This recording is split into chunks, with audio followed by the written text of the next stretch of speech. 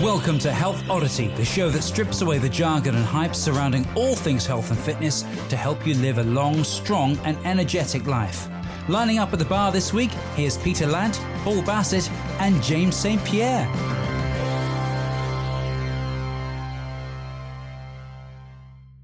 Hello and welcome to the Health Oddity podcast. I haven't changed my voice. This isn't James St. Pierre. This is Peter Lant speaking. You might have realised that because I don't sound like the other two. We're on episode 80 today, and we have a very, very special guest who I will introduce soon. But before that, I'm going to introduce you to our usual host, and I'm going to go to James first because I know Paul likes going second. So I'll see if James says anything controversial that Paul has to then sweep up like he usually does when James introduces me. So, James, how are you doing?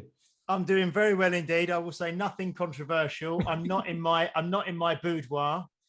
I'm not today either. As you were for the Steve Cotter episode. I'm just here. I'm looking forward to speaking to the guest today. I've kind of followed him on Instagram for quite a while now, and see him training a lot and doing a lot of training, and we'll talk about that obviously. But don't know the man behind the training. So yeah, I'm looking forward to this. It's gonna be a good one. Excellent. So what about you, Paul? Follow up on that. Yeah, I know. Well, usually before we press record, James is just swearing and it's horrific, the language. But as soon as he gets a very professional face on, as soon as we press record, he's like the guy. I was going to try and confuse the listeners. He's like the guy in Father Ted, the drunk guy who's like really, and then he comes on and he's like, hello, hey. Exactly. No, I was going to confuse all the listeners, try and do a northeast accent, but then I realised that would just embarrass me. So Sean's tried it before as well, and it doesn't work. Yeah, it doesn't work. I'm not good at that. I'm fine though, by the way. Speaking of that, our guest today has made me feel nostalgic because he's got a nice picture of Hexham behind him in the River Tyne, which is lovely, and this is because he waddled Hadrian's Wall once. But yeah, so today we have a guy who I first came across when he signed up to do my like an intro to kettlebell program, and he already knew what he was doing anyway, but he just signed up to do it just because he was a bit curious and wanted to say hello and stuff. And it wasn't very daunting or anything, but when I added him into the WhatsApp group, his WhatsApp picture was a picture of him pulling a lorry with a harness on. So I was like, oh, okay, no pressure. But anyway, and he's now being trained by Finn Bartulin, who was on the podcast a while ago. So we have with us today, it's not, what's his name? I was going to say his name. What's the name of the guy from Anthrax? Scott Ian. It's not Scott Ian. It's not Scott Ian. It is Mr. Ben Morris, Mr. Ye Burpees on Instagram. How are you doing, Ben? Yeah, not too bad. Thank you for the warm intro, fellas. I tried to pick up a mini. It's not quite as impressive as a lorry. Yeah, it was you and two other guys. Well. Yeah. So anyway, Ben, how are you doing? Yeah, not too bad. Pleasure to be here. It's given what we're talking about, it's really fascinating for me as an exercise. So looking back at the roster of speakers you've had, to find myself in that mix is a bit blimey. And I'm used to listening to you guys and going, oh, what's coming up? And listening to that intro going, oh, what's coming? Oh, that's me. Okay. But other than that, yeah, it's on top form. Yeah, you get used to it. You get used to listening to yourself, honestly. But so there's no. We've told Ben that there's no pressure that he was the immediate one after Steve Cotter as well. But there you go. Yeah, no pressure there at all. No, none whatsoever. So anyway, the reason why we asked Ben to come on was because he'll have an interest in, because Ben's he's a trainer, and he's really interested in kind of the mental health side of things. He'll talk about this when we get into it. But Ben basically sends me feedback about the podcast because he's an avid listener, and we have some kind of like interesting conversations over WhatsApp. So I just said the other week, like, do you fancy coming on? So Ben, if you want to give us a little bit of potted history, you know how this goes because you're a listener. Yeah. A potted history of where you've come from and what have you, and then we'll get into talking about the things that were kind of mentioned before we started recording. Yeah, lovely. So I'm sort of in your demographic, I guess. 45 this year. I was a fat kid at school. Not massively interested in sport. Found my own way to it at 16. Took up rugby, got into that. Had some age group success. Got into my 20s, drifted a bit.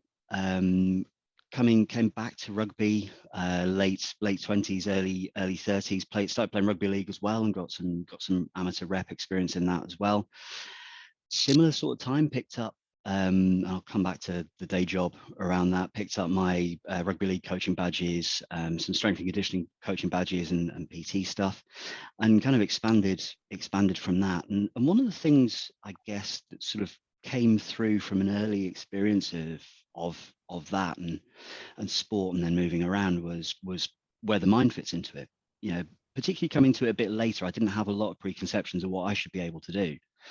But looking around at people who seem to have all the physical attributes, and yet some days they could deliver and some days they couldn't, and that got me really interested in it. And then over time, as I moved away from rugby, I tried the MMA and BJJ thing, and realized that having not done any martial arts at all, picking that up in your 30s with no background isn't going to be an interesting challenge for you. And I liked getting sweaty with men. Should I admit to that in public? Anyway, well, rolling around with blokes on the floor was grand, but I wasn't in a place where I was going to put in the learning around it to get really good at it. And you go, actually, this is disrespectful to the sport. It's disrespectful for my teammates, and it's going to get me injured because I'm not getting any younger. And then I thought, the natural extension from that is, well, let's get into indoor rowing and strongman, which was a good thing to do in your 30s and pick up. Natural Venn diagram. That's an interesting combination, that indoor rowing and strongman. Yeah. And it's that, I'll talk about that in a bit, but that tendency to just add more all of the time, just throw it in and you just put the two together and do 4 sessions a week on a really good indoor rowing program.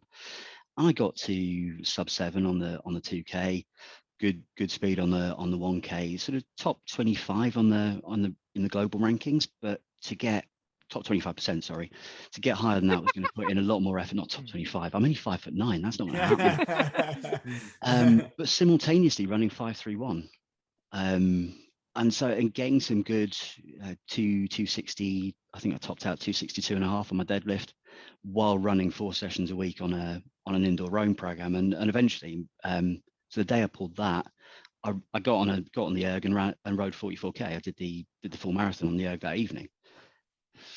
And so it's funny what you can do, but they don't sit comfortably together on that constant chip away at that.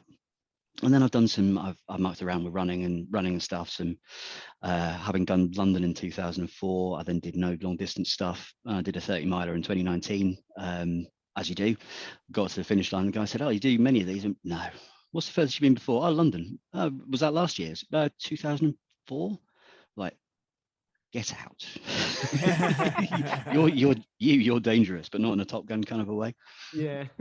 And so there's that, and then in the day job I work in HR, which I don't tend to admit to too much in public, but on the back of that, so loads of performance stuff coming through from the personal bits and the coaching stuff, which I love, and helping people figure out what's going to work for them. Doing the HR, similarly, performance, much more in the remedial space and the constructive, if I'm honest. And then over time, getting into seeing more people coming forward with mental health issues, which led me to Mental Health First Aid England, qualifying as a mental health first aid instructor. And I've been doing that now for several years. And I've also been delivering that via the RPA. So James will be looking for the acronym HAMMER at some point. The Rugby Players Association, so I've been working with professional top flight rugby clubs to deliver mental health first aid with their players and staff, as well as in professional services. And so that sort of brings me to here. That's cool, actually. I know Bath Rugby had a mental health expert working with them who left. I remember seeing it and thinking that's really interesting because it's huge pressure, isn't it? And and you just expect people, like you were saying, like elite sports people, you just expect, well, it comes with a job, you should be able to deal with it. And it's like, well, no, because you didn't you're doing it, you're doing it because it's your passion, and you don't realize that you're going to have all these problems with it, So yeah, that's quite interesting. There's also on that though, professional sportsmen, you expect them to be really good, but you don't come out of the womb dribbling a football, do you? For the most part, yeah. even Ronaldo working relentlessly on the skills. A lot of this stuff, certainly at the proactive side, is skill based. Yeah. Yeah, they're skills we can adapt, we can learn, and we can get stronger at if we practice them. But they kind of go in that grubby little corner of stuff that we expect we should be good at because, well, all the stuff that brings us to here.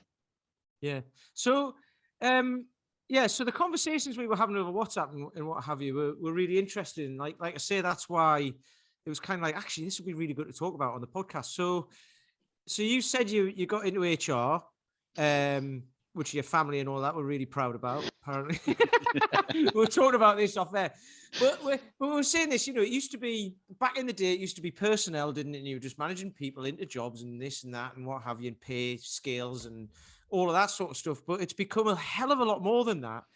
And you've gone, and you said you started to realize that people, like you get into the technological age and all that, and then there's more to do, or you can, working longer hours, being available on a BlackBerry at the time, and then getting into iPhones and stuff like that. And you've got your email app on there, and then people can get in touch with you at any point. And then all of a sudden you're overwhelmed because you've got kids to look after, and you've got a family to support, and you've got to try and have a social life and all of that. So all of a sudden everything is just there, and people feel under pressure. So, and you were saying you got into this to kind of help with that, and then get deeper into it. So what's your observation? What are the common issues that come out? Because I think a lot of people listening, and even let's say even us guys will have the same issues as well. Yeah, there's a lot of commonality across it. We can find ourselves talking in different languages about similar sort of issues, or issues that we're familiar with, and so sometimes, while they're not exactly the same, a shift in our language and the way we approach stuff can make a breakthrough for people. And you know that with coaching, I've seen you do it, Pete, and James. I've read some of your stuff and some of the feedback from your clients. That ability to adapt your message to respond to what you're getting back from your client is an example of that kind of thing. You're not fundamentally changing what you're getting them to do, but you're changing the way you present that in a way that resonates with them, and they're able to push forward from it. And that, in your space, comes from an understanding of what it is we're trying to achieve, which, when we come back out into our broader life, is I think there was one study I read that said something to the effect of modern humans in the course of one day have more stimulation, more information, more data thrown at them over the course of one day than medieval man had over his entire lifetime. And all of that is all of the time, and we're filtering that, we're processing that, and a lot of it's happening at a level that we're not aware of, but it's still there. That's still bandwidth that's been occupied by processes that have been run. And if to use that analogy, it's a bit like having your computer open. You've got 25 windows open in your browser. You've got 15 programs. They're all running. They're all requiring energy. Whether that's your computer processing speed. For us, that's mental and physical energy that's required to do it. And so we combine that with this natural inclination, as we talked about, to add more. Yeah, we need to change. We need to change something, and we forget the change bit, and we just add a solution in. And it's really difficult. It's really challenging to stop for a minute and go, actually, is there something I can more usefully stop doing that would get me closer to where I want to be? Yeah. Before I try and add a solution in on top of all this other stuff I've got going on. And it's sort of 20 odd years ago, you'd see it in the time management space. It's managing energy as much as anything else. Is you can be really good at effectively managing something, but do you need to be doing it at all? Is your baseline question, I think. Yeah, I mean, you get that with thinking from like a training program aspect. You see some people who are doing too, like you said, rowing and strongman and this and that and what have you, and it's like, okay, so you're getting tired and burnt out and everything. What can you What can you take out of what you're doing at the minute to get better at the things that you want to get better at, rather than trying to do everything? Like James says this a lot as well. You can do anything you like, but you can't do everything. So pick one or two or whatever. But yeah. Because I just asked Ben. I mean, Sure. you in your intro, you mentioned the I think the phrase was, I might be wrong, I think it was mental health first aid, or something around that. How did you first? It's not something I've ever heard of before. So how did you first hear about that and then get involved in it? And what is it? What if you can kind of explain for people and for me. Yeah, sure. I'll start with the last one first. It's a bit like physical first aid. Your preservation of life, prevention of further harm, and get someone who knows what they're doing. Long and the short of it. And with the mental health side of that, there's a good chunk of that is removing and reducing that stigma that gets in the way of us getting help. A lot of it is once you get under the surface of that, there's lots more you can do to build it at the front end. How do we stop people getting bad enough that they need experts? So a bit like prehab rather than waiting until they're broken and then rehab. Similarly to physical first aid, 2 days with me to become a mental health first aider. I back myself, especially over short distances. I'm pretty good at what I do, but two days with me is not going to replace 13 years of medical and post-medical training to turn you into a psychiatrist. You're not going to become a psychiatrist or a counsellor, but it's that if being able to see someone in distress and have the confidence to go, "Are you all right, mate?" And ultimately, when we strip away there's lots of knowledge that goes with it, and there's lots of specific scenarios, but underpinning it all is reconnecting us with that humanity, the ability to just go, I don't need to be scared about asking you, how you doing? How I came to it was increasing numbers, 20 odd years in HR. I could tell you, first time I had somebody report in sick with being signed off with a mental health issue, phoned in and said I've been signed off with depression. And I still remember some 18 years later going, shit, what do I do? Literally, I know the word ish, but I have nothing else from here on in. And then over time, as we've got a bit better about talking about this side of our existence as humans, we're in that space where we have a bit more awareness of it as a concept. And so more people coming through, and I had a couple of people at work presenting with some serious, significant issues, and coming to me because you're in HR, you know about people, help this person out, as well as my wanting to help them, and going, there's nothing in my life or my training to date that puts me in a place that I know what to do now, and I'm fumbling my way. How do I upskill myself in this? And then, I've done a master NLP practitioner. I've done certs in CBT, cognitive behavioral therapy, acceptance and commitment training, flow state, mindfulness, all of that sort of stuff. So all around the performance, but specifically with so when it's wrong, what does that mean and what do we do? And looking for the confidence in that. And that's what led me to MHFA. So research, found it, and went, actually, you know what, I could become a first aider myself, or I could become an instructor and train other people to be able to help with this as well. And my organization backed me to do that. There's been quite a dehumanization over the last 2 years in the workplace, obviously because of COVID and the fact that we have to follow government guidelines around the kind of way we behave, etc., in order to keep control of the spread of the virus. But what that's led to is a kind of atomization of a lot of people, and we're not saying that you always have to be best mates with the people you work with when you're in the office, but at least you have human contact. Yeah. And now very much it's screen based, whether it's Zoom meetings or whether it's just via email and phone calls. People are no longer seeing each other for those incidental meetings. There's always something that's being discussed, and you're not going to meet someone around the kitchen sink or anything like that for coffee. You're not going to go downstairs and have lunch. You're not going to see them on the train. You can't just walk into HR. You have to make appointments, etc. What are you seeing as the main struggles that businesses are facing and the implication that's having on the individual, and what do you think businesses can do to try and navigate that, because they're at the thick end of it,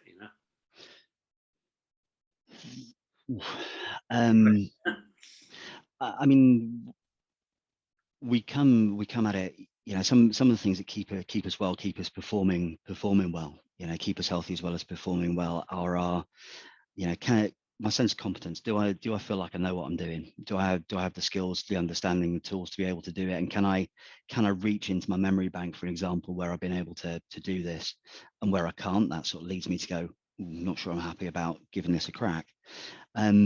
My sense of control or choice, you can't control everything in life, but how much choice do I have over this situation? And there was a really interesting study back in the 70s of dishing people electric shocks out to people. And so presented it and said, look, here you go, James, you've got a choice. You can have a shock now. It's on a scale of 1 to 10, probably about a 6. And you can take that now. It'll hurt. Just press the button if that's what you want. Alternatively, you can have a shock that's somewhere between 0, so you might have nothing at all, or 10 at some point in the indeterminate future. And the vast majority of people opted for that. I'd rather have the known unpleasant shock now than go for the, I might be better off, but you know what? I know what I'm getting into, so I'll take that and I'll take it on the chin. And interestingly, those people also demonstrated fewer markers of stress afterwards, because they had that certainty and choice around it. And I think a lot of what we've seen in the last 2 years has chipped away at that for us. I'm a hermit, really. So social distancing didn't trouble me too much on one level, but I really objected to not having any choice over that. And it's really funny, just coming out of isolation for COVID myself recently, it wasn't so much that, on balance, I probably didn't have that much less time out than I would have done anyway, but I had no choice over that. And that's what was niggling at me in there. And the other one's connectedness. That sense of, do I have some sort of connection with people, and doing it over the phone and doing it remotely is something that's still quite alien to us. And so there's new skills around that we need to learn. Plus the impression management, being able to see yourself on screen is again bandwidth being occupied by, what do I look like? What's my background? What's my setting? And that's worse for people who, some of the studies show it's worse for women than men, and also for new starters in an organization, because it's all about that impression management. Where do I sit in the organization? That's not to say men don't experience it, but commonly, and it makes sense, doesn't it? If you've got no reputation with people, and all my experience is this, and all the time I've got to be on, and it's that again, it's channeling energy, challenging thought and focus into that. So I think for what can organizations do to help people, the same as you guys do with your with the people you're coaching, is can we reference it in ways that make sense? Are we clear about what's important, and listening to your athlete? Some of us might go, I'm not an athlete. What are you talking about? You are. You're giving it a crack at this. That puts you in that camp. Helping with that sort of language in there. But that listening to that, to go, do you need to know why we're doing this? Some people do, some people don't. And if you do, then let's fill in those gaps, because if we leave that silence, people will fill it with their own noise. So we can take a step to fill it, to give people that confidence around that. But the challenge for whether you're a middle manager or whether you're a CEO of an organization or whether you're a coach is it all takes effort. And when you're already tired, when you're already fatigued by this, it's I can't you just do it. Just crack on and do it, will you? And there are times and place, particularly when you're in the middle of a crisis, you go, just crack on, we'll fill it in later. But it's that, can you stop, catch your breath? Let's debrief from that. What can we learn from that? Why did we do what we did? Maybe not why, because that gets a bit of a defensive thought, but where did that fit in? Where's that going with our intention on here? Where does that fit in the plan? Like when you get injured, when you're working with a coach and he goes, all right, so working with Finn, working towards to comp later, damage myself, you go, fine, we'll adapt the plan. So now our timeline is going to stretch. And it's that, I think, for organizations as much as it is for individuals, is, are we modifying our expectations in line of what we're getting? Giving it a go. Are you responding well? we kick it up? Actually not responding the way we wanted to, do we need to dial it back a bit and so modify our expectations there? Does that answer the question? Yeah, without doubt. I mean, we spoke briefly before cameras came on about people just, I spoke about this with Steve Cotter last week, which was, when people get healthy, they take control, and they often just say no to things. They basically just say, right, I've had enough of this job. I'm going to move jobs. I'm healthy. I'm empowered. And you must deal with that a lot as well, is people just go, I'm quitting. And a lot of time they'll quit for a good reason. There are times when environments are toxic, when they're overly demanding, they don't care about the individuals, but that often there's never been a dialogue before that happens, which could have basically kept that person in the role. That person could have felt happy. The business would have had a more productive individual because they felt happy, and there wouldn't have been this kind of churn. And you must see a churn in certain industries or certain times of year or certain roles because of burnout and things like that. So what do you think the response needs to be from both sides? It's like any relationship, isn't it? And Pete talked about that a couple of shows back, is that being open about what you need from a relationship. And both sides, not every relationship is going to last forever, and not every person needs to fit with another person. But if you can be open with what I need from this, both as an employer or as a mate, with your mate or with your employee, it's here's what we need, here's what we can do to help you. What do you need? And how do we cross those, get as close as we can to close that gap between the two? And it might be we reach a point where you go, I can't help you beyond that. But at least we've had that honest bit. And over the course of my career, talking to people who get to that stage where they go, no, that's it, I'm done, I'm out of this. And I've done it with a few relationships over my life, I guess, is if we'd just known what's been troubling you, and frequently it's been something that's been sat there and it's niggling and niggling and niggling and niggling until it gets to a point you go, that's it, I've had enough. If we'd known back here, it would have taken a really minor shift there to maybe change the trajectory of this. I mean, we might have still got to this point, but it might not have been such a miserable experience to get to that point. And there was I suppose you're having to manage people as well, because often people leave jobs because of people, not because of the job. They may love their job, but they don't love the people they're working with. And so from the top down, there may be this ideal scenario of the way the company wants to be, but then there's that communication within there that the middle managers all the way down can communicate that sentiment as well, because it's often you get people who work, we've all worked for someone, I'm sure, who will pull crazy hours, and they're willing to do that, but then there's other people going, well, do I do those crazy hours as well? Is my job, will I lose my job if I don't do exactly match my boss, or if I'm seen to leave early, or if I pick the kids up or stuff like that?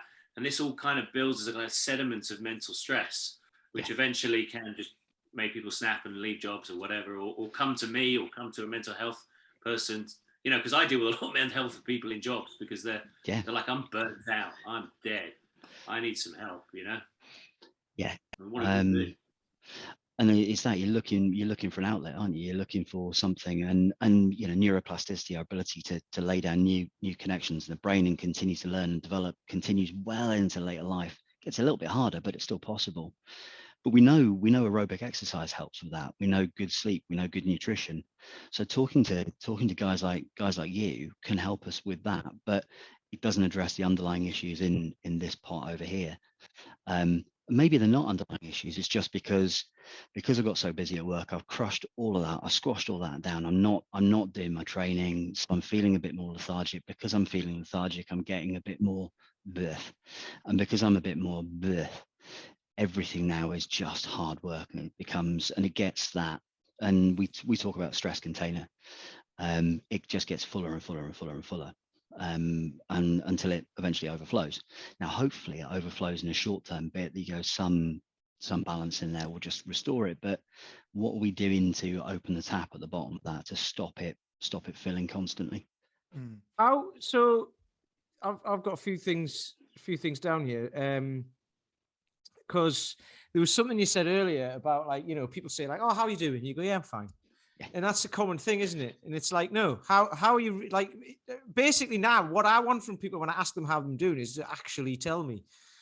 And I might be able to help, I might not, but at least it gets it, even if they just by saying it to someone, they'll probably go, oh, do you know what? I haven't told anyone that, or I haven't, like, it might be the smallest thing, but they'll go like, God, that made me feel better because I've been keeping that inside. So that's number one.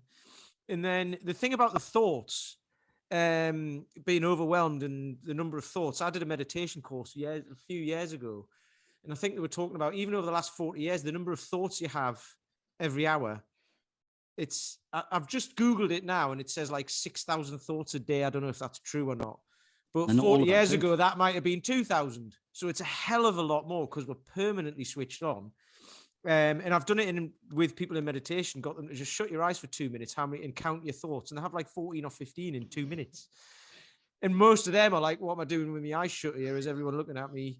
You know, you get paranoid, right? Yeah, exactly. So that's kind of, that brings me to the question is, how do you identify it in somebody? So you'll be identifying it, people at work or whatever. How do you identify these sorts of issues in friends or family? And also, how do you identify it in yourself, which is big for people, because we're very good at lying to ourselves about stuff like this, aren't we? And saying, oh, there's not a problem, and convincing yourself there's not a problem. So how the hell anyone else is meant to know? You know, so how do you recognize it, and then how do you get people to recognize it in themselves? I was talking to a guy beginning of last year, coming off an absence, a lot of issues with anxiety. And while I was talking to him, I said, look, I'm really sorry we're talking in these circumstances, but you know what? When you get to the other side of this, and you will, what the other side looks like, neither of us can tell because we're exploring that. But you will get to the other side of this. You will almost certainly have a better understanding of yourself than most people ever have cause to get to. And it's a real shame that well, it's a bit like a movement mechanics, I suppose.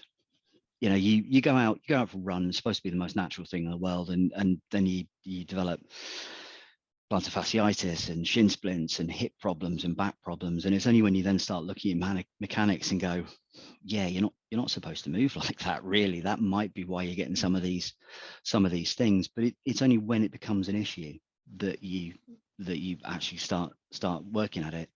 And it makes sense, because all these signals we have, we're tuned to look out for the things that are different. Yeah. So right now we're all sat here. We're probably not thinking about how the polo shirt feels on my skin, or how your hoodie feels on your skin, until someone mentions it, and they go, oh, yeah, and it drifts into focus to go, okay, what's that all about? How does it feel? So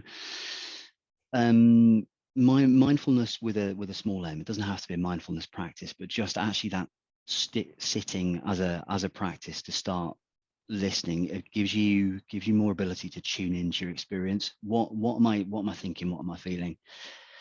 And then that starts to speak to that inquiry, that curiosity about what makes me tick. What do I look like on a good day? And maybe rather than mindfulness, you start with that and go, when I'm 10 out of 10 and I am unstoppable, you can't handle this, baby. What does that look like? Yeah, what's a 10 out of 10 look like, feel like, sound like? How do I know what 10 out of 10 looks like? Other end of that, when I just want to pull the duvet over my head and make the world just stop and piss off and leave me alone, what does that look like? And then see if I can figure out what the rating scale between there and there is. And now check in the morning, pick this one up from a sports psychologist who works with the British Olympics squad. Lovely guy. It's 100% mindset on that. So you start with your baseline, and you can that in an exercise in itself over a course of a week or a fortnight. Just what's my baseline look like? What does that feel like? What am I getting from there? Once you've got that established, is how do I rinse 100% of that? And it gives you two things. One is it makes you more attuned to where I'm at today. Am I struggling? So if I know I'm struggling or things aren't firing, it's okay. So what do I need to do to change that? But more importantly, in the here and now, because emotions follow action, rather than worrying about all the things I'm not, if I can make the most of what I am and what I can do, then I get that sense of competence, because I can go, right, so today I'm 7 out of 10. If I hit 7 out of 10, I can log that at the end of the day, success. And now I've got a marker of success. And now I've got a reference point in here that I can refer back to in there. Like when you're training with Paul, you get to the end of the cycle and you go, well, yeah, of course I can do that, because that's what we've been doing all the way along. We've just slightly been ratcheting it up from there. Doing it in other people, it's helpful if you know people. You get to know your clients, for example, because you see them a lot. And so when they're out of character, it doesn't necessarily mean there's something wrong, but just actually checking in with someone and going, how you doing, Pete? You seem a bit flat today. Sends 2 messages. You may not want to talk to me about that, but what it does do is establish that connection to go, I'm interested enough to have noticed and to have said it. And at some level you go, I matter, and bam, we get that sense of connection starting to build back in. I think that works in a group setting as well, because me with the guys, when we're, especially the 7 o'clock in the morning guys, because everyone's very similar. And you'll just ask how someone is, and we'll tell each other if we're like, oh, this is happening. And it's good because you get to see it in other people and go, well, it's not just me. Yeah. Everyone has, like, it's one of those things. Everyone has like 6,000 thoughts a day or whatever. There are nobody's having a thought that you've never had. And then, like, but you can think, can't you? Like, oh, I'm thinking this about myself, whatever, or about my situation. And I'm the only person who's ever had that. And it's like, no, you're not. It's like, how long's the human race been here? Everyone's thought that at some point, whatever it is. Actually, really, really interesting bit on that. Yeah, I mean, it's not a new thing either. Yeah, that comes up a bit as, oh, this is just modern life and we're all a bit snowflakey and we're not as great as generation. And you go, maybe. The expression black dog for depression, for example, Churchill referenced it. It comes up from the works of Samuel Johnson, and he was referencing it from common parlance at the time. The work of CBT, cognitive behavioral therapy, is based in a lot of Greek philosophy. The Avicenna or Ibn Sina, medieval Muslim cleric and medic, identified a lot of this stuff as well. The Vikings in the Norse Edda, the Havamal, there's a couple of verses in there about the importance of being able to share your heart with a mate. Care gnaws the heart if there is no one to whom your whole heart you can't disclose. That importance of being able to just shoot the breeze with someone, take the mask off for a minute, and you go, ugh, resonates through the years with it. And we lose some of that. As much as social media is amazing, enables us to connect on so many different levels, but it takes effort to take it from a superficial one to get a group of guys together, crack open a drink, pour a bottle of something that James fancies, and just shoot the breeze. I'll tell you what, I don't know if it's if any of the rest of you are like this, but I don't do social conversations on the phone or Zoom. I just don't do it. I will talk to you guys, but we've kind of got a purpose and there's a momentum to the conversation, isn't there? But it's, and it's shock horror, everyone listening. We're not on the phone to each other every day talking about stuff. But no, but with, I'm not one of these people. I'm either discussing something that's like interesting or I'm in my own head. Mm-hmm. And I won't do incidental conversation on the phone unless someone sat next to me and we're just chilling out and there's a bit of air between and space. Then I'll probably open up and talk about random stuff. But if I'm doing a Zoom call, I'm just like, bang, what are we doing? What's we talking about? Yeah. It's it. I get that on. I've put a couple of posts out the last couple of days, and I've started getting people commenting with like long comments and opening up a conversation. I'm like, oh, I wish I hadn't put that post out. Because it takes time, and you have to, and it's nice to think about it, but then you're like, I've got to type this out. Like I did it with Ben the other day, so I just gave him a voice message on WhatsApp because I was like, I cannot be asked to type this out, so I'll talk to you. It's the biggest challenge, unless I'm incidentally out doing things, I would quite easily end up being hermit. Yeah. I don't know if that's a guy thing or if it's just. Anyway, there was something we wanted to get into. Number one, I mean, the Vikings, obviously, it's weak to tell your friends how you really feel, isn't it? Because the Vikings were a notoriously weak race. So if the Vikings can talk about the feelings, I think anybody can, right? Yeah, it's why I love dropping that one into conversations with blokes. Because it's a look, if you're hairy bloke with a horny helmet and an axe can talk to a mate about his feelings, it might just be feelings about beheading someone, but it's still You know what? It's like, oh, when I chopped that bloke's head off, I felt really bad. I felt like I was gonna cry. I felt really bad. I mean, he might have kids and a wife. But I always bring this up, don't I? Which is about, like, most guys are really difficult to coach. That's why I mainly have women in my classes, mainly because they're the ones coming out. It's because mainly it's women who are actually reaching out for help.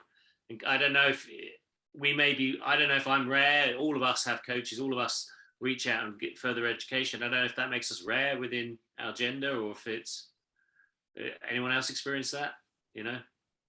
Because you reach out, don't you? You know, you've got Fion as your coach. Yeah, well, you're very capable already, aren't you?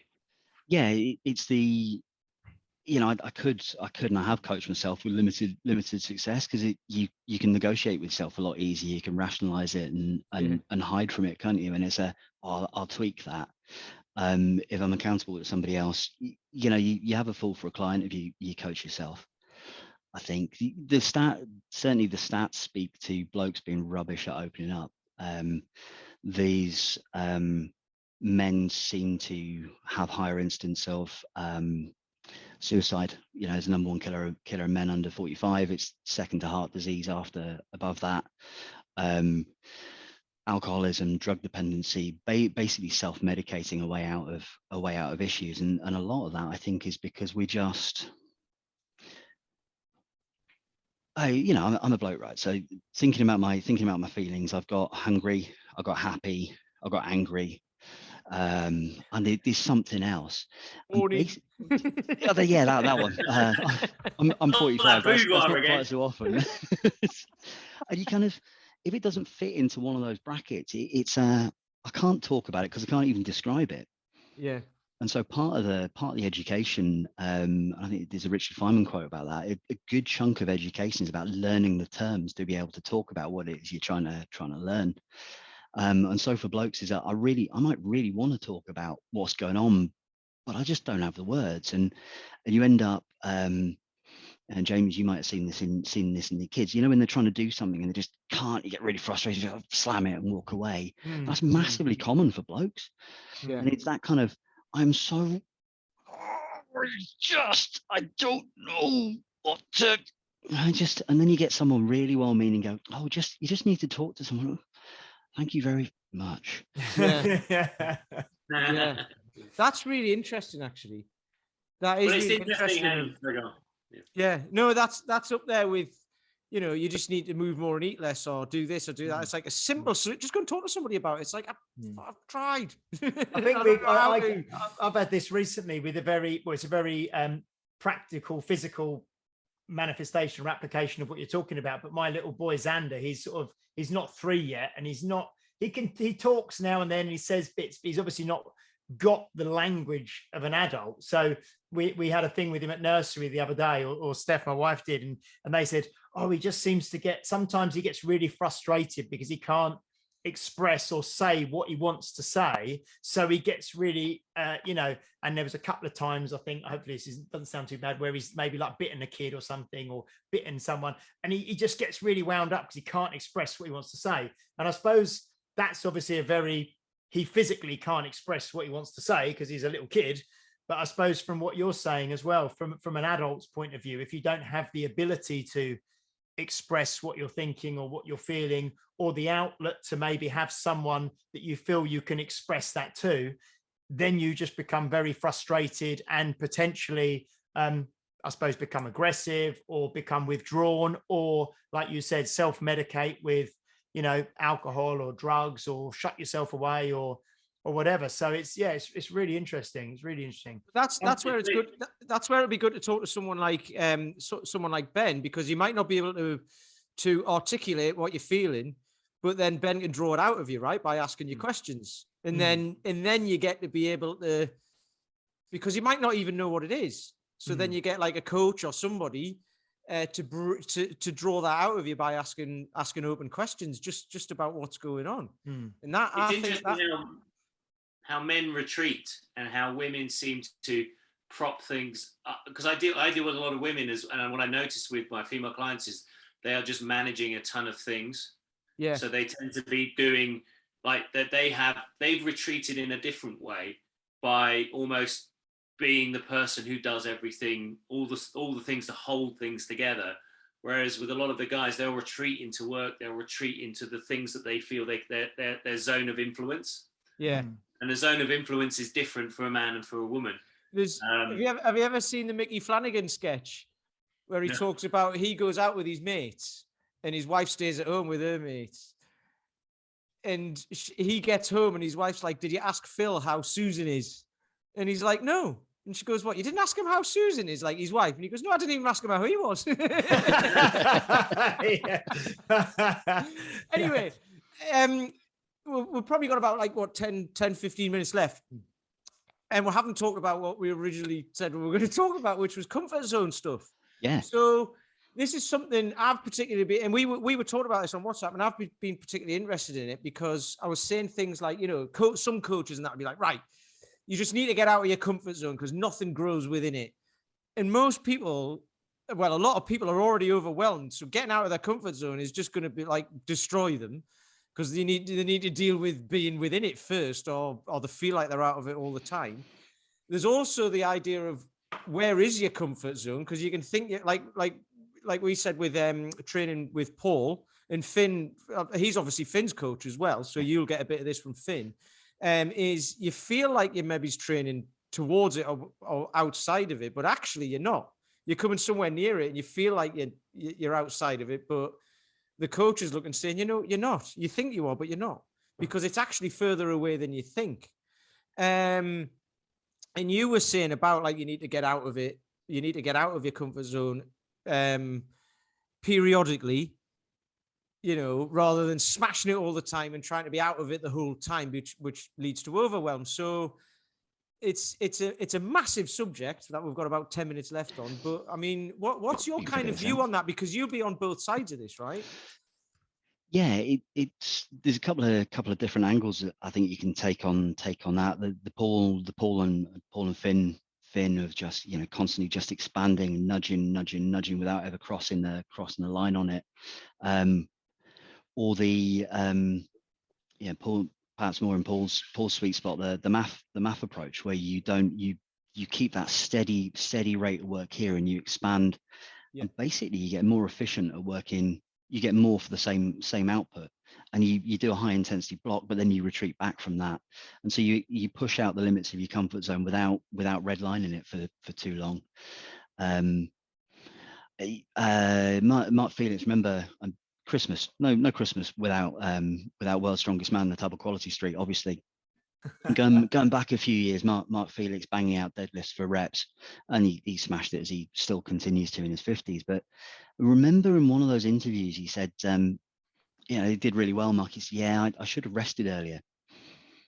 And you could see the interview and what? And basically it was that. I went for an extended set for the first block and I went too far. If I backed off 1 or 2 reps earlier, I could have rested a little bit less and got more reps out by doing that. So establishing a base camp, acclimatizing, like Matt Shaw talked about when he was summiting. Yep. You establish that base camp, you acclimatize there, and then you push on from that. So you get comfortable here. And then mentally you've got that coming back into the comfort zone space of, I can reference having expanded a little bit. So I can see that I've come from sea level to this level, and now I know that I can grow. I get comfortable here, and now I just nudge up a little bit more, and I've got that reference point to refer back to, seeing how I'm pushing on and kicking on from that. But it's that performance kind of curve. You need to get that, the stress in it. With no stress comes no growth. So there's got to be some stress in there to stimulate the growth from it, but it's got to feel in your, and this is where it becomes an art for the coach, of it's got to feel a stress that is uncomfortable enough that will stimulate growth, but not so much that I'm just going to go and collapse and fall back in on myself. Or if I do get over that bit, then we back off from there, and then we have that ability to going back into the physical world, that hypercompensation. So a stretch, we've strained the muscles, we've pushed what we can do, and now we get that chance for the super recovery, and now we can push on again from there. But it's as art as much as it is science, because everybody's different. Everything that leads us to this point is different for all of us. So even if we were identical twins, obviously it's possible because we've got the same hairline, Pete. We've both had different lives to this point. So everything that's going on up here is going to be different for us, because all those connections are subtly different. The genes are there, the mechanics are there, but the application of those has shifted over time. And so our fuel, the right fuel mix for us, is going to inevitably be different. And that's what makes it art as much as it is. I was talking to I think Ben, is he froze? Is he coming back on? I don't know. Just keep going. Yeah, we'll keep talking. I think I hope he might be able to hear this. He might not. I was having a conversation earlier with one of my members, Edith. Well, Ben's back. It's cool. Back. Yeah, you haven't missed it. Not again, James. I'll edit that again. Yeah, that's right. I was having a conversation. It was only 10 seconds. I was having a conversation earlier with Edith, one of the members, and I was talking about, she was training. I was talking about what I've been doing with Paul and things, and said about the RPE scale, or the rate of perceived exertion, and how Paul's kind of view of it is, the rate of perceived exertion is obviously how hard you perceive that you're working in relation to your max effort. But he almost says, well, I'll tell you what your RPE is, because it's not really about how hard you feel you're working. It's about your proximity to your maximum and how much you can actually do. Yeah. So I was training today, and I had to do 10 sets of 8 and 8, say, a couple of days ago, and that felt hard. And at the time, I thought, I've got to do 10 sets of 10 and 10 in a few days' time. And at that time, in your mind, you think, I don't think I'm going to be able to do it, because the 8 and 8 felt hard. But then you get to the 10 and 10, and you can do it.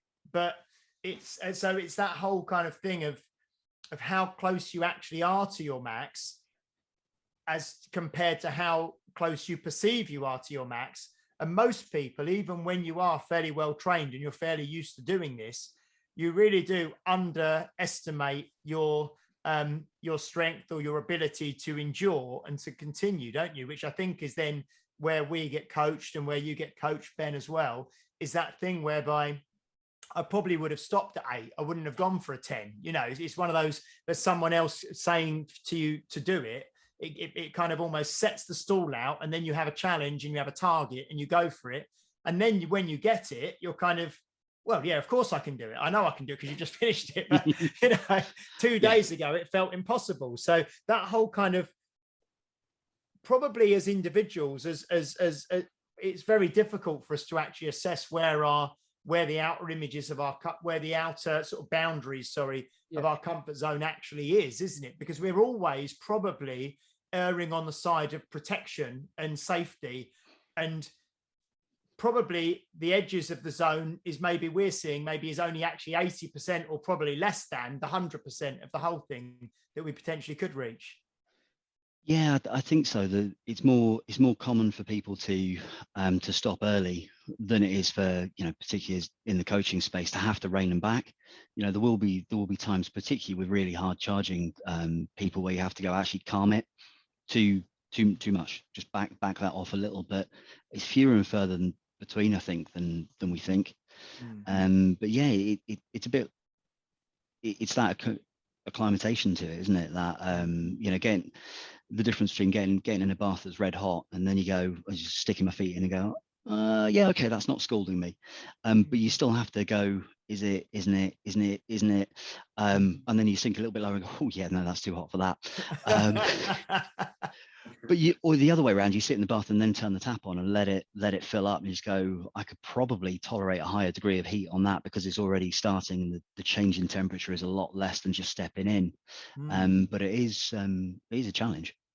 How hard something is and how you feel is really a modern luxury, isn't it? Really, it's kind of, it's the only time in history where people have had a chance to reflect on that. Really, you probably just didn't have a choice in the past, and therefore we kind of get in our own way.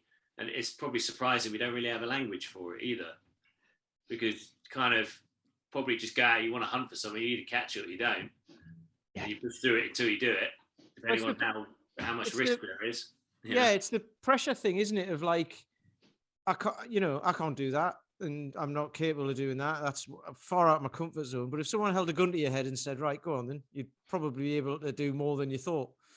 Can I ask, Ben? Can I ask you a question in terms of kind of relating to training, I suppose, because you have like your career, if you like, is in HR, and you train outside of that, and you obviously train seriously still. And I think you said you were looking at competing now in like kettlebell sport in GS, and I think also, I don't know if you're on the same kind of cohort as Lauren Emery, who's. Do you know Lauren? I've seen Lauren. Yeah, in the group, I was on the cohort before. Okay, yeah. Amazing results again. Yeah, so Lauren's working with Finn at the moment, and she's now looking to step up to kind of competing in a proper kind of kettlebell sport meet and things. But what do you? So you obviously use training. I know you've been involved in training, all your life, but as someone who has a proper job and does training on the side, as it were. What do you see the role of exercise and training in your own health, mental health, the way it balances out your life? I mean, can you sort of let our listeners know about that from your point of view? Yeah, for me, it's my happy space. The weight, it's an old article now, the Henry Rollins one. The iron is always the iron. It doesn't lie to you. Some days it'll come off the floor like it's on wings. Other days it'll feel like some cheeky bugger's glued it to the floor, and you won't lift it. But 40 kilos is still 40 kilos. The barbell is still the barbell, and there's something really simple about that. And it strips out all of you're able to park all of that stuff and just go, I have to engage with the kettlebell to snatch it. Yeah, gave it a go with a half snatch on the 44 the other week just to see if I could. But even that as a casual effort was you've got to focus. And that focusing in on a task, bringing all that attention down onto one thing, and you can have too much of a good thing, but for a short block of time to just cut that, to hang it up by the door with your coat and come to just this narrow bit is really powerful mentally. The physical exercise enables me to push and process all those hormones that have been released, and stops the fatty acids that have been released into bloodstream being stored as adipose tissue, which will lend itself to depression anyway. So using the fuel, and basically we're designed to move a bit. Not all the time, but we're designed to move intermittently over. So throwing it in is good for us physiologically. There's a clarity to it. There's a purpose to it. There's a beautiful simplicity to it that's just basically, for me, it makes me a nicer person to be around. Because if I don't have that as an outlet, then I can be an absolute shitbag. And that's not who I want to be. That's not how I want to show up in the world. And it doesn't have to be exercise. If music's your bag, then go do that. Give yourself permission to do what matters to you, what enables you to go, when I'm doing what I do, then with who I want to do it with, I can show up in a way that's important to me, for the people that are important to me, and do that. Be you, but be a better you. Is my approach to this. No, that's fantastic. I one of the things I was going to mention earlier when you said about when things feel like they're getting too much, and when stress builds up, there's a kind of a natural human reaction to kind of, I suppose, throw ballast over the side, and just get rid of stuff. And many people, in my experience that I kind of meet, they get rid of the training. For some people is an easy thing to get rid of, isn't it? And we have it all the time at the gym, where you get someone who'll send an email or they'll talk to you and they'll say, there's so much going on at the moment. Work is stressful. Life at home isn't great. Money's a bit tight. I'm not sleeping well. I'm going to stop I'm going to stop exercising, and then when everything's better, I'll come back to it. And I can never really, I can empathize with what they're trying to do, that reaction of just trying to dump something, so take something off of their plate. but I always find that it's the worst thing to try and take off your plate at that time, because of how because of how I feel about exercise and training, and how you've just articulated how you feel about exercise and training. That kind of dumping that and from my experience, it rarely makes things better, And I know from my own experience of having dropped it and gone through those patches and not doing it, that I know that doesn't work for me. I know it's a temptation, and when everything's getting on top, you do that, don't you? You look for stuff to shed, but it's am I throwing away the things that are going to make a difference? Is this bit that I'm throwing away going to help the boat go faster? Or is actually that'll give us 1%, but actually if I drop that would give us 20, and I could still be doing that, which will enable me to keep that 20% speed going. Different ways of looking at it, really. I always know the idea, James. I don't know, Peter, because you guys work with clients, whether or not have you ever said to a client, you know what, I get it, but I don't, we're not saying I get it, saying I don't get it. I don't think that's acceptable. What I usually say to people is, right, what are you going to do at home then? Like if they say I'm leaving, I'll be like, right, okay, because I had a few before Christmas, and I said, what are you going to do? Because they've inevitably got bells or a pull-up bar or whatever, and I'm like, right, what are you going to do? Tell me what you're going to do. Tell me what your program's going to be, and that's cool. And you're going to carry on your own. One of the ladies who's now come back to me said, online lady, she listened to the Tracy Rifkin podcast that we did. So she bought Tracy's book and she said, I'm just going to do that. So she left and then didn't do it because she didn't have anyone telling her to do it.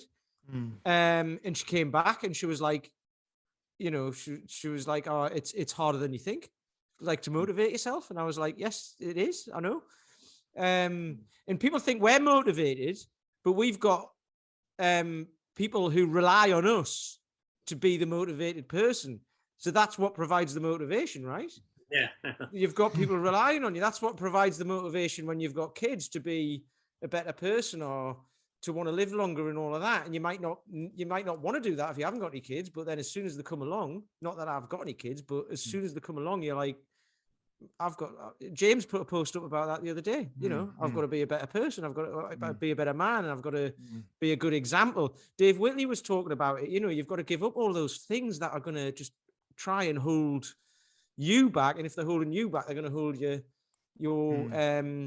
the next generation back as well. So it's massive. So yeah, are you glad you asked that now, Paul?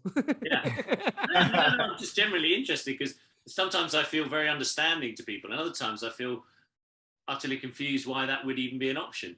Yeah. No, I've got a message actually from someone this week that I need to go back to and talk to, and I just this conversation just made me think, and I've thought it before, when people kind of say that, but having had this conversation today, I may act slightly differently, not in a judging but I may just actually have a call with them and actually try and have dig a bit deeper and have that, rather than just say, yeah, no problem, we'll just put your membership on pause for 2 months. I might actually try and have a bit of a conversation around,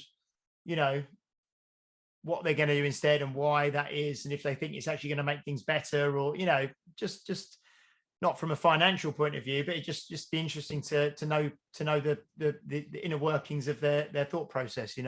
There's a bit in motivational interviewing which the John Brady and the precision nutrition guys are big on, but that most of us have the ability to hold the reasons for and the reasons against in our own head. And what we commonly do is try and then tell people what they should be doing. But what you're describing there, James, is gets to articulate for you why you should be doing it, and let me counter that.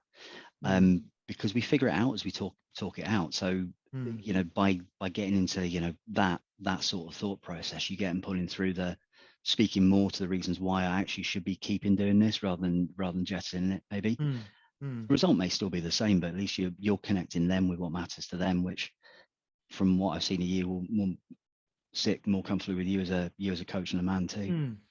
Yeah, I think what it does. I think we should probably wrap this up actually, because we've been on for a while. But with that, I think asking that question gets them to think about it, because if someone's overwhelmed and what have you, then they're going to be like making an emotional decision. I'm just going to get rid of that because it's easy. And then if you actually sit down and think about it, which we've just been talking about, sit down and consider it and stop letting those thoughts run your life, and then say, actually, what do I really think? You'll make better decisions. Then you I make allowances here to still be able to do that, which I think is huge. Last one on that, Pete, before I do, how you feel changes what you look out for in information and how you process information. Yeah. So if you're doing it with yourself or with someone who's really is getting them out of that, physically out of that space, but tapping into the physical. So using the vagus nerve, using the breathing to slow the breathing, send the signal back up the nervous system to say, it's all right, guys, we got this, calm it. Then enables that logical center to kick back in, whereas otherwise overwhelmed by all those neurochemicals going, no, logical brain, piss off, we don't need you, we just need the fight or flight stuff. You channel that slower breath, calm it down. We're now in the relaxed phase, and now the logical brain kick in, and we can get more into that future planning space. There you go, simple as that. Brilliant. So Ben, if you want people to find you,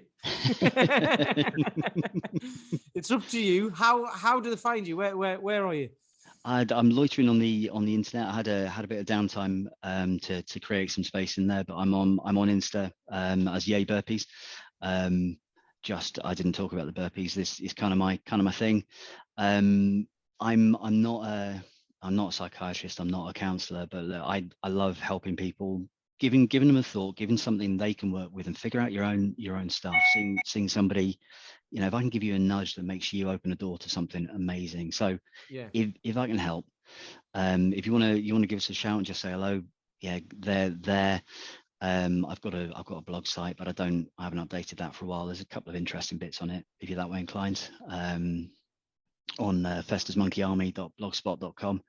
The name from a curry-based conversation, but it's interesting. Share some thoughts. Funny you should mention monkeys, actually, because when you were talking about easing into a bath earlier, I call that a monkey bath. Yeah, like when it's too hot, you're like, like that. Anyway, James, any last thoughts on that? No, that was just really interesting, and it was actually nice to.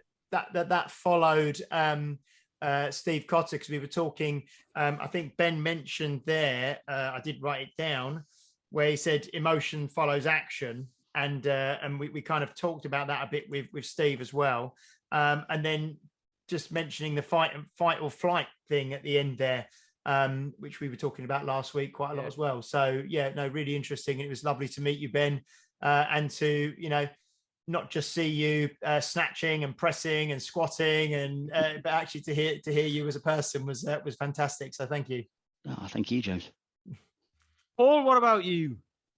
No, it's been a great conversation. Really, I like these conversations where we can kind of dig deep into a variety of subjects, and I think this will be certainly an episode that I would send to my clients or pass on to a few people I've got in mind, because I think I think this is actually what's often really relevant to people. As much as I love kind of all the sets and reps, etc., this is the stuff that gets people in the gym or doing things. It's these kind of discussions, whether they're in a group or internal. And if you have an answer to some of these, then you're going to be setting yourself up for success. I think, I thought it was a great conversation. I really enjoyed it. Thanks for coming on. Excellent. Well, what Paul says there, I think it's kind of a starting point, isn't it? When someone's like, I want to do this, I want to do that, I want to be fitter, stronger, and healthier, and I want to be a better person, and all that. It's like, well, start there. You don't. That doesn't mean join a gym and all of this sort of stuff. It means just think about it first and get a plan involved. Before this chat, I was recommended to someone who someone I know recommended that someone who's just moved into the area come and train with me. So I reached out with them. There was a guy, and he said, "No, I don't need any help. I'm going to train myself now. I know exactly what to do." So it's been quite relevant actually as a conversation. It's quite interesting. I'm thinking of ways of going back to him now, see if I can persuade him to be a client. Yeah. All right. Well, hopefully he's listening and he'll be like, oh, no, I'm going to get a phone call. But anyway, right. So as usual, if you like us, press like, share. We're on everywhere you can. Well, you're listening, so you know where we are.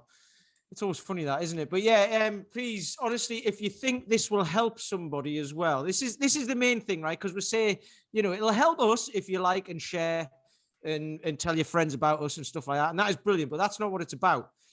I mean, obviously, you help us, you help more people, because stuff like this is the stuff that we think people need to hear. All the stuff that's out there about like, just do this, just do that is great. But actually, when you delve deeper into it, it's this sort of stuff that we really need to consider. So yeah, if you like this, like it, share it, tell your friends. If you share it with one other person, that doubles our listenership. So that would be lovely. But anyway, Ben, thanks for coming on. It's been a pleasure. Oh, and we still need to go for a coffee, by the way. So I'll talk to you about that on WhatsApp, because that'll be great. Yeah, you've got yours there. So yeah, thank you for listening. We appreciate you all, and we'll see you on the next one. Thank you, guys. Take care. You've been listening to Health Odyssey with Peter Lant, Paul Bassett, and James St. Pierre. To get your regular fix of hype-free health, you can subscribe and leave a review wherever you get your favorite podcasts. You can find out more on today's and other topics at healthodyssey.com, or find us on Facebook or Instagram by searching for Health Oddity.